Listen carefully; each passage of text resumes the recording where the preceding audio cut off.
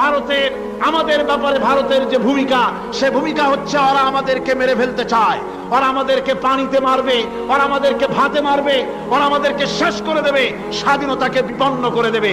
এজন্য আজ এই বিশাল জনসমুদ্রের কাছে প্রশ্ন করি, যদি প্রয়োজন হয় আমাদের চির দুশ্মন ভারতের বিরুদ্ধে যদি লড়াইয়ের প্রয়োজন হয়, তোমরা সবাই প্রস্তুত থাকবে। আপনারা মনে রাখবেন, ভারত তার অপসংস্কৃতি আমাদের মধ্যে ঢুকাচ্ছে।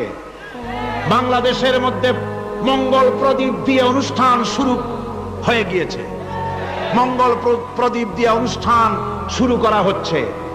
তারপরে নববর্ষ উদযাপনের জন্য হিন্দুয়ানি কায়দায় উদযাপন করা হচ্ছে। সাব ক্যাম্প শুরু করা হলো, কোরআনে কারীম তেলাওয়াত করা হলো না। সেখানে বর এবং বধূ বানানো হয়েছে, তাতে টোপর পরায়া হিন্দুয়ানি কায়দায় করানো হয়েছে।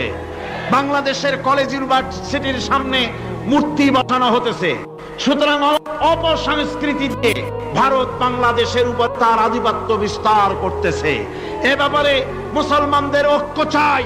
ভারতের আমাদের ব্যাপারে ভারতের যে ভূমিকা, সে ভূমিকা হচ্ছে ওরা আমাদেরকে মেরে ফেলতে চায়, ওরা আমাদেরকে পানিতে মারবে, ওরা আমাদেরকে ভাতে মারবে, ওরা আমাদেরকে শেষ করে দেবে, স্বাধীনতাকে বিপন্ন করে দেবে।